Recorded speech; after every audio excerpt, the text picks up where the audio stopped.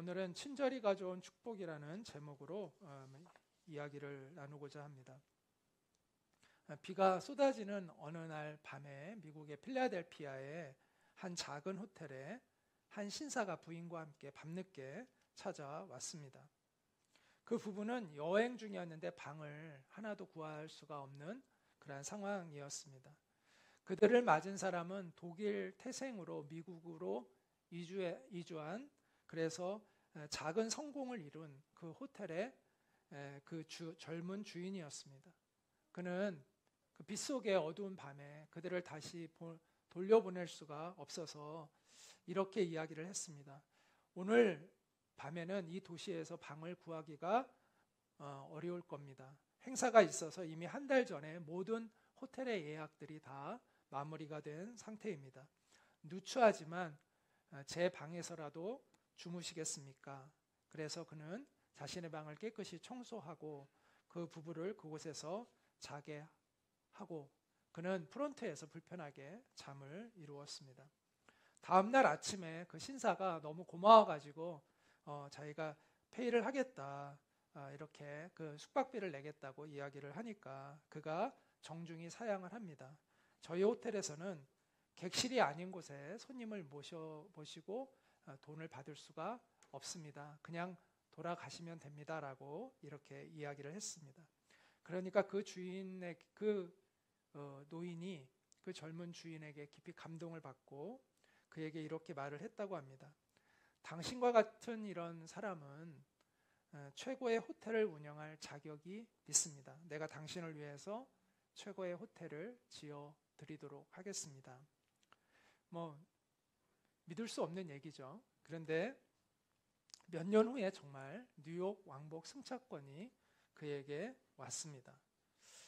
그 노인이 그 젊은 친구를 초청을 한 거예요. 그래서 그를 만나러 갔는데 뉴욕 5번가에 너무나 화려하게 지은 호텔을 보여주면서 이 호텔은 바로 당신을 위해 내가 지었습니다. 이 호텔을 맡아주십시오라고 이야기를 했다고 합니다.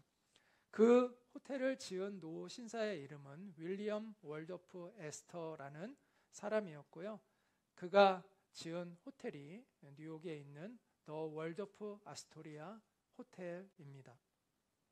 그리고 그 호텔을 맡은 사장으로 맡게 된 그 사람은 조지 볼트라는 사람이었습니다. 이처럼 친절은 때때로 우리에게 뜻하지 않은 놀라운 선물을 가져다 주기도 합니다. 그런데 우리가 친절을 베풀어야 하는 이유는 보상을 기대하고 친절을 베푸는 것이 되어서는 안 됩니다. 친절 그 자체가 우리 인생에 의미가 있기 때문입니다. 그러기에 우리는 어떤 보상을 바라고 친절을 베푸는 사람이 되어서는 안 되고 이 친절이라는 것이 우리의 인격 속에 우리의 삶 속에 배어 있어서 우리가 누구를 만나든 그 친절이 나와야 하는 것이죠. 파스칼은 철학자죠. 기독교 철학자였던 파스칼은 이런 말을 했습니다. 자기에게 이로울 때만 남에게 친절하고 어질게 대하지 말아라. 지혜로운 사람은 이해관계를 떠나 누구에게나 친절하고 어진 마음으로 대한다. 왜냐하면 어진 마음 그 자체가 나에게 따스한 체온이 되기 때문이다. 우리가 어진 마음을 갖는 것이 그 자체로 우리가 행복한 사람이 될 수 있기 때문이다. 누구에게나 너는 그러므로 친절을 베풀라라고 이렇게 이야기를 했습니다. 친절 그 자체가 행복이고요. 그리고 그 친절은 때때로 하나님께서 은혜를 베푸셔서 또 놀라운 축복이 우리에게 되기도 합니다. 본문의 아브라함의 그 이야기가 바로 그 사실을 우리에게 가르쳐 주고 있습니다. 아브라함은 예상치 못한 하나님의 방문을 받게 됩니다. 하나님과 두 천사의 방문을 받게 됩니다. 그런데 특징이 뭐냐면 예기치 못한 시간에 예기치 못한 장소에서 예기치 못한 모습으로 찾아오신 하나님을 그가 만나게 되었다라는 것입니다. 오늘 본문은 이렇게 이야기하죠. 여호와께서 마므레 상수리나무 숲 근처에서 아브라함에게 나타나셨다. 장소를 이야기하고 있죠. 그리고 한낮에 가장 더운 시간을 얘기하죠. 아브라함이 자기 천막 입구에 앉았다가 눈을 들어보니 세 사람이 자기 맞은편에 서 있었다. 이렇게 이야기를 하고 있습니다. 언제 하나님이 나타나셨다고요? 한낮에. 그리고 어디에서 나타나셨죠? 마므레 지역의 상수리 나무 숲 근처에서 나타나셨습니다. 한낮은 매우 뜨거운 태양이 있는 시간이고 아마도 아브라함이 밥을 먹고 좀 피곤해가지고 이렇게 그늘에 앉아서 쉬고 있는 그 시간에 하나님이 나타나셨던 것 같아요. 근데 그 장소가 제단에서 나타나셨으면 하나님이다라고 알 거 아니에요. 근데 제단에서 나타나신 게 아니라 상수리나무 숲에서 나타나셨다는 것입니다. 또 어떤 모습으로 나타나셨느냐? 빛난 광채 속에서 막 영광스러운 모습으로 나타났으면 하나님이구나 알았을 텐데 그런 것이 아니라 지극히 평범한 사람으로 나그네의 모습으로 나타나셨습니다. 이 세 사람은 아까도 얘기한 대로 하나님과 두 천사였다고 나중에 이제 그게 밝혀지게 되는데 아브라함은 그러면 그들이 하나님과 천사였다고 알고 만났던 걸까요? 모르고 만났던 걸까요? 모르고 만났다는 거죠. 만약 하나님이 처음부터 정체를 드러내고 만나려고 하셨으면 제단에서 영광스러운 모습으로 나타나시면 누구나 다 하나님인 줄 알 거 아니에요. 근데 하나님의 의도가 모르게 오시는 것이 하나님의 의도였기 때문에 아브라함이 하나님과 천사라는 것을 모르고 영접했다라는 것을 우리가 알아야 합니다. 따라서 아브라함은 뜻밖의 하나님을 만났던 것이죠. 예상하지 못하게. 그러나 그는 평범한 나그네들을 지극한 정성으로 섬기려는 중에 하나님을 만났습니다. 그래서 아브라함이 그들을 보는 순간 달려나가서 그들을 맞으며 얼굴을 땅에 대고 내 주여 내가 주께 은혜를 입었다면 주의 종을 그냥 지나가시 마소서 이렇게 이야기를 하고 있는데 자, 여기서 우리가 오해를 하면 안 되는데 이게 마치 하나님을 맞이하는 것 같은 착각을 할 수가 있어요. 이 말씀을 보면. 그러나 그렇지 않습니다. 그 당시에 주님이라는 이 표현은 사람들 사이에 쓰는 극존칭과 같은 것이었기 때문에 하나님께만 주님이라고 했던 것이 아니라는 것을 알아야 합니다. 따라서 이 사람 그들에게 다 얼굴을 땅에 대고 엎드려서 내 주여 그냥 지나가지 마시고 오셔서 식사라도 하세요 이렇게 이야기했다라는 이것은 하나님에 대한 그러한 말이 아니라 지나가는 나그네를 굉장히 정성스럽게 대접하는 그러한 모습으로 우리가 이해를 해야 됩니다. 그리고 이것은 신약 성경에서도 이것을 뒷받침해 주는데 히브리서 13장 2절에 손님 대접하기를 잊지 말아라. 이로써 부지 중에 천사들을 대접한 이들이 있었느니라. 이렇게 아브라함에 대한 이야기를 하고 있는데 이 아브라함과 그 가족에 대한 이야기를 하면서 그들이 부지 중에 천사들을 대접했다. 이렇게 이야기를 하고 있습니다. 따라서 아브라함은 평소대로 행동을 한 거예요.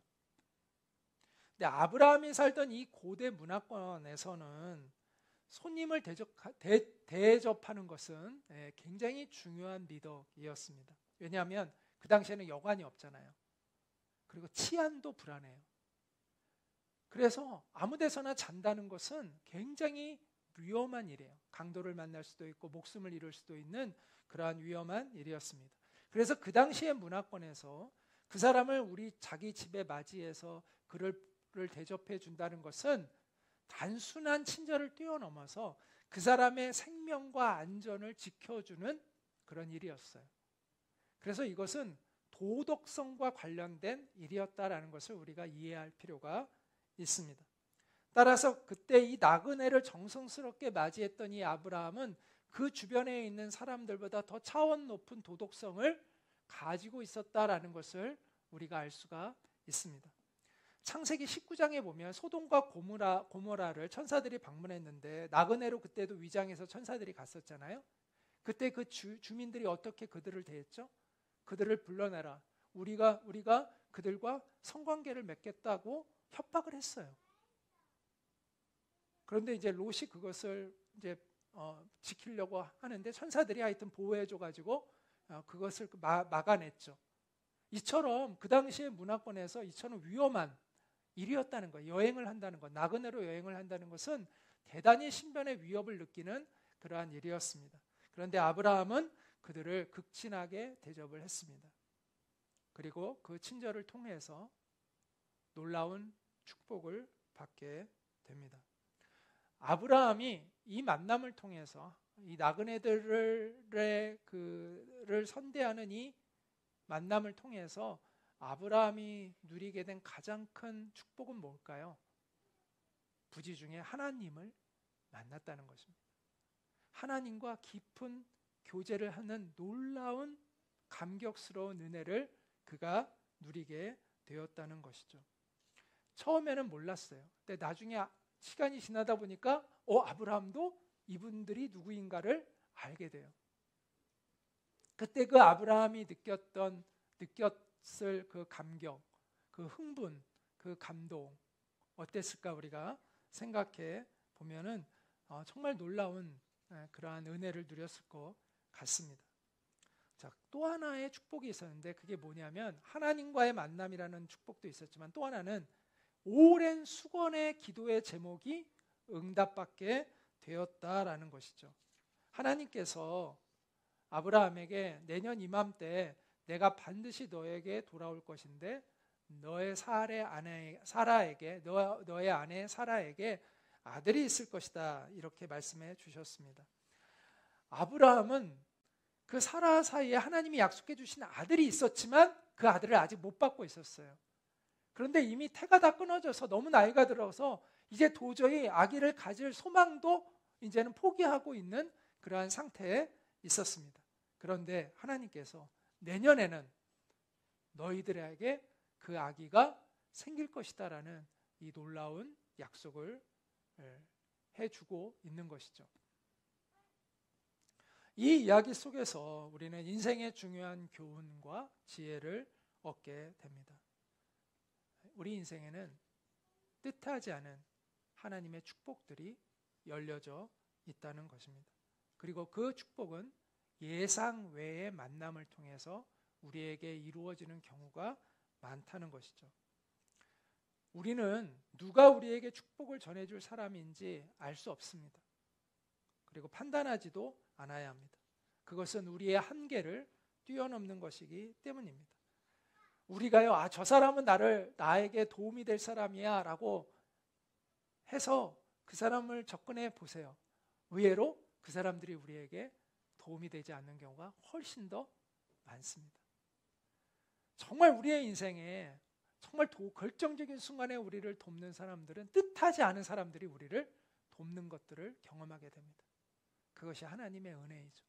나랑 별로 친하지도 않았던, 오래 알고 지내지도 않았던, 또 전혀 몰랐던 그러한 사람들을 통해서 하나님께서 내가 기대했던 사람이 아니라 내가 전혀 예상하지 못했던 그 만남들을 통해서 하나님께서 우리에게 은혜를 베풀어 주시는 것들을 우리는 자주 경험하게 됩니다. 그러므로 우리는 사람들을 대할 때, 만날 때 함부로 우리가 누구를 판단하며 만나서는 안 됩니다. 우리는 모든 사람을 친절히 정성껏 대해야 합니다. 그것이 우리의 인격이 되어야 하고 그것이 우리의 삶의 습관이 되어 있어야 한다는 것이죠. 그 아름다운 습관이 하나님의 뜻밖의 선물들을 맞이하게 됩니다. 그 한 예로 이분의 예를 들 수 있는 것 같은데요. 한원태라는 분인데 은행의 청원 경찰로 300억 원의 예탁금을 유치해서 화제가 되었던 그러한 사람입니다.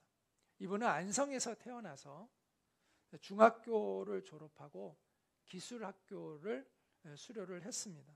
그래서 여러 직장을 다니다가 한국보안공사에 속한 파견 경찰이 되었습니다. 그러니까 은행 같은 은행에서 이제 이렇게 그 청원 경찰이죠. 경찰을 했는데요. 서울은행 석수 지점에서 용역직으로 근무를 하게 되었습니다.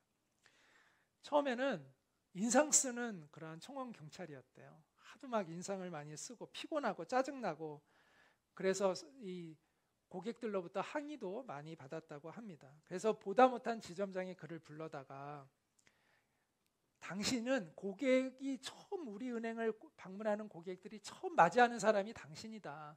근데 당신이 이렇게 인상을 쓰고 있으면 이게 되겠냐.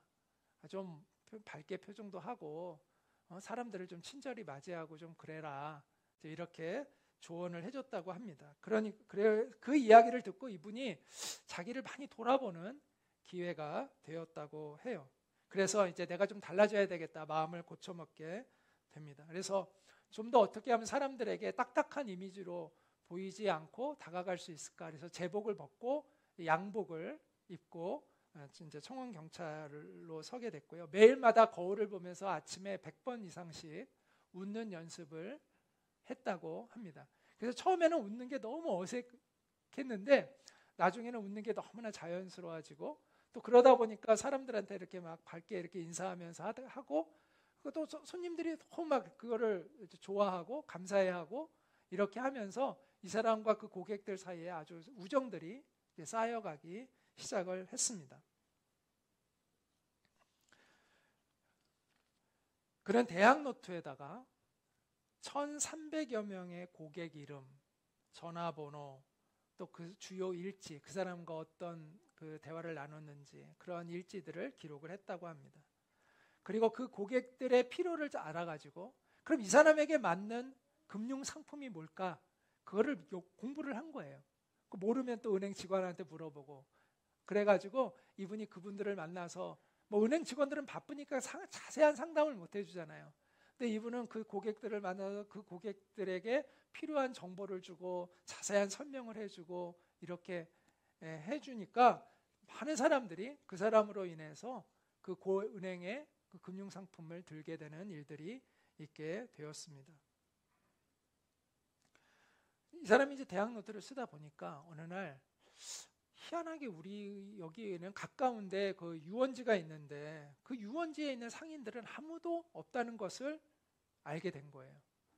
그래서 이 사람이 유원지에 가서 상인들을 찾아가서 우리 서울은행에 왜 저기 입금을 안 하시냐고 그랬더니 거기 불친절해가지고 우리는 싫다고 그러더라는 거예요.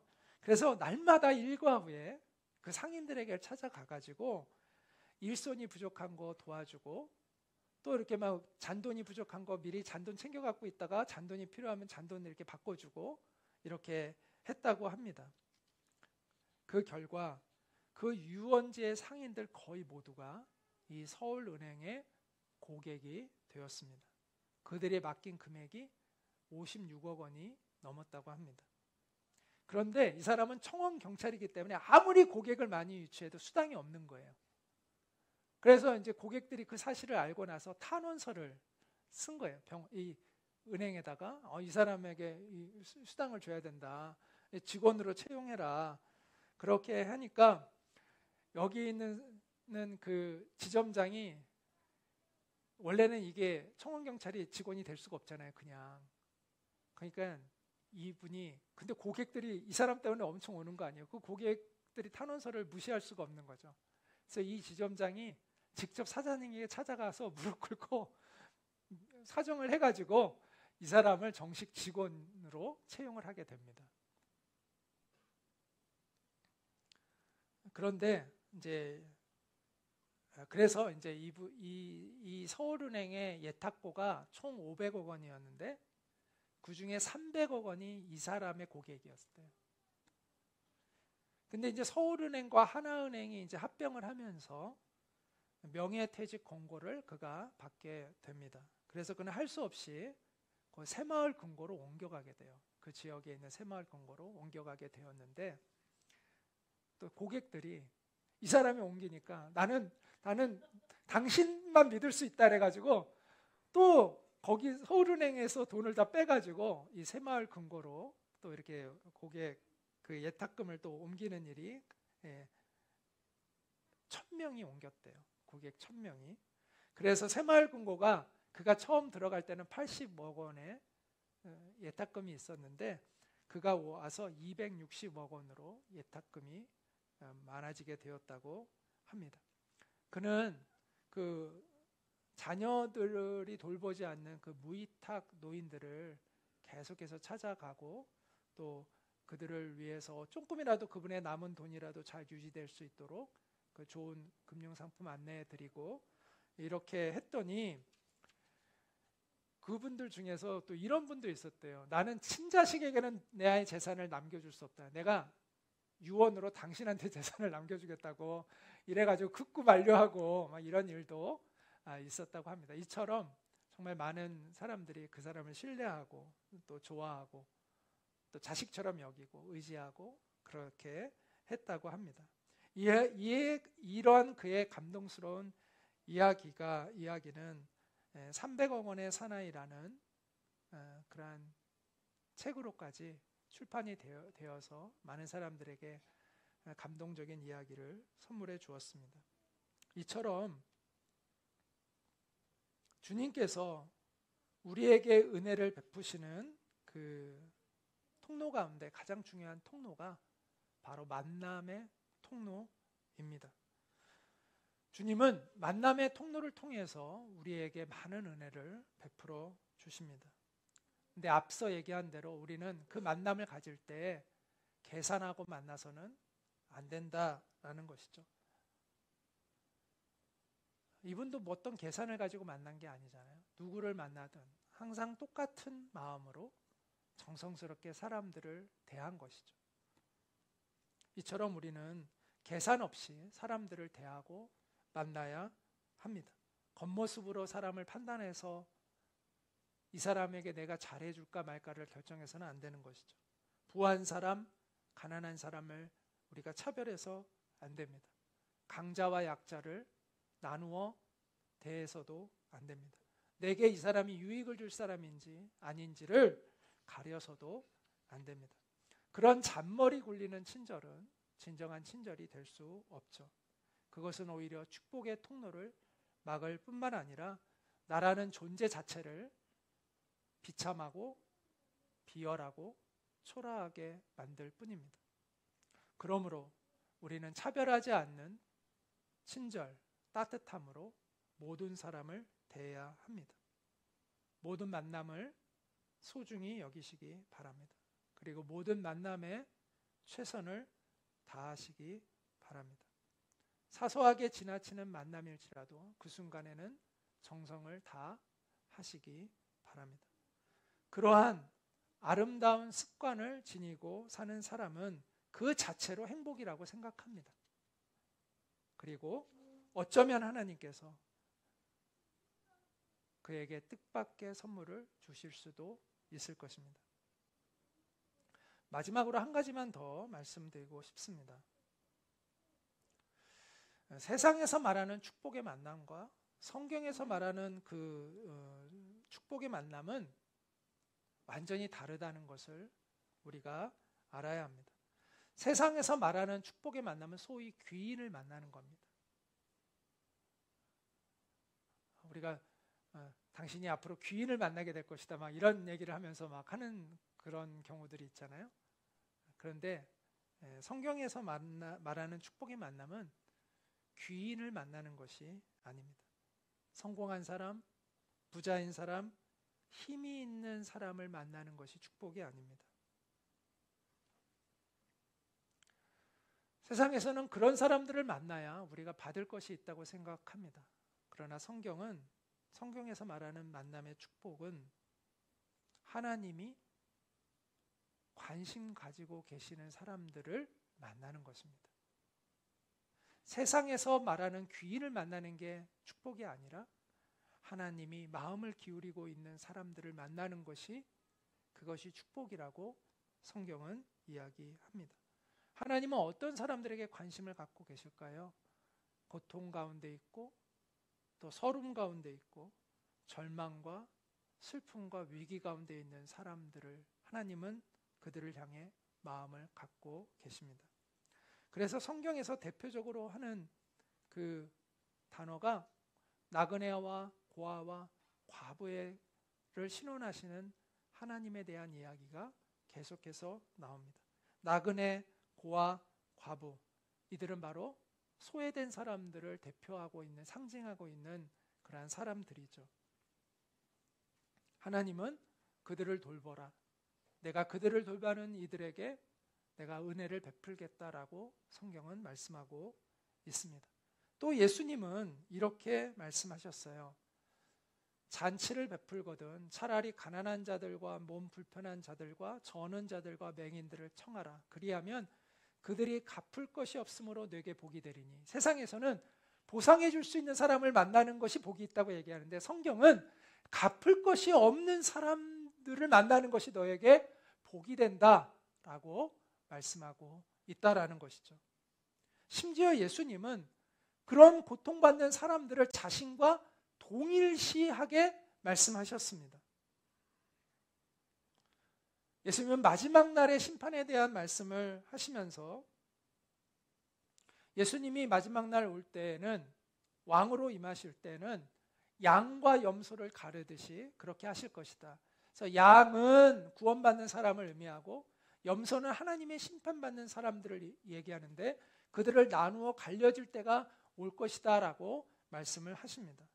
그러면서 그 구원받은 양에 속하는 그 사람들에게 예수님이 뭐라고 말씀하시냐면 이렇게 말씀하십니다. 내가 줄일 때에 너희가 먹을 것을 주었고, 목마를 때에 마시게 하였고, 나그네 되었을 때에 영접하였고, 헐벗을 때에 옷을 입혔고, 병들었을 때에 돌보았고, 옥에 갇혔을 때에 와서 보았느니라. 그러자 그 구원받는 하나님의 백성들이 이렇게 얘기합니다. 주여, 우리가 어느 때에 주께서 줄이신 것을 보고 음식을 대접하였으며 목마르신 것을 보고 마시게 하였습니까? 어느 때에 나그네 되신 것을 보고 영접하였으며 헐벗으신 것을 보고 옷 입혔나이까? 어느 때에 병드신 것이나 옥에 갇히신 것을 보고 가서 배웠나이까? 그때 왕이, 즉 예수님이죠. 예수님이 이렇게 그들에게 말씀하신다고 합니다. 너희가 여기 내 형제 중에 지극히 작은 자 하나에게 한 것이 곧 내게 한 것이니라.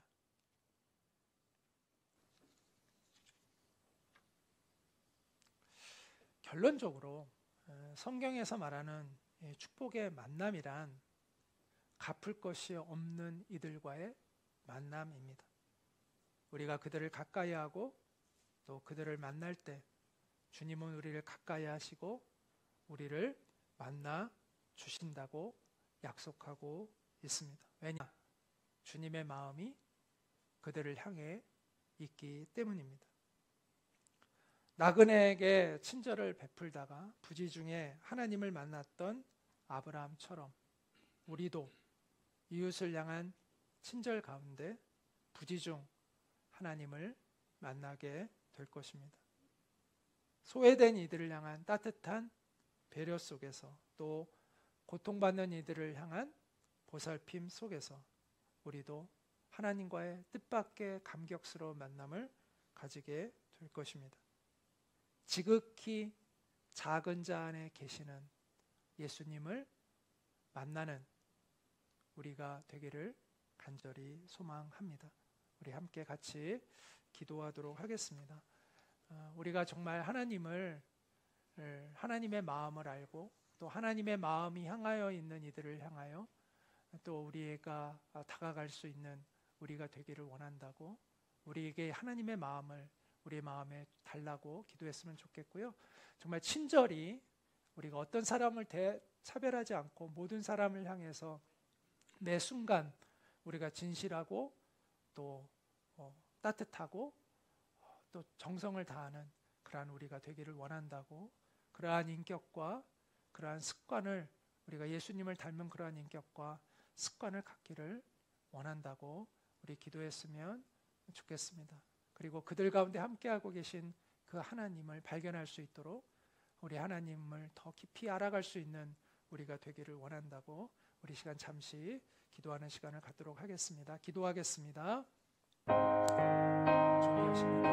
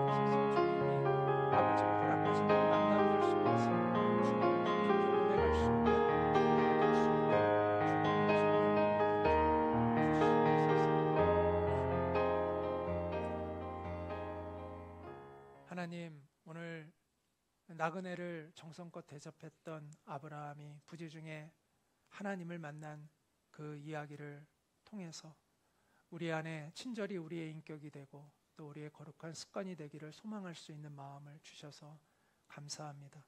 우리가 정말 예수님의 그 인격과 그 습관을 아버지 배울 수 있는 우리가 되어지기를 원합니다. 그리고 예수님의 마음으로 우리의 이웃들을 대하고 바라볼 수 있는 우리가 되기를 원합니다.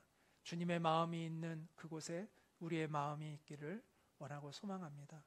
주님이 아파하시는 이들을 향하여 우리도 다가갈 수 있는 우리가 될 수 있게 주님 도와주시기를 원합니다. 그들과 함께하고 계신 주님을 볼 수 있는 눈이 우리 가운데 열릴 수 있게 도와주시고 주님을 그들 가운데서 발견하고 주님과 깊은 사귐을 가질 수 있는 우리가 되기를 원하고 또 주님의 통로가 될 수 있는 우리가 되어지기를 간절히 원하고 소망합니다. 하나님, 올 한 해 정말 우리가 따뜻한 마음으로 우리의 이웃들을 돌볼 수 있는 저희들이 될 수 있도록 주님이 도와주시고 또 우리 공동체가 될 수 있도록 은혜를 베풀어 주시옵소서. 예수님의 이름으로 기도하옵나이다. 아멘. 이제는 우리의 유일한 소망 되시는 우리 주 예수 그리스도의 은혜와 하나님 아버지의 크신 사랑과 성령님의 교통하심이 주님의 마음이 향한 이들을 향하여 나아가며 그들 가운데 계신 주님을 깊이 알아가고 만나기를 원하는 모든 이들 가운데 있기를 간절히 축원하옵나이다. 아멘.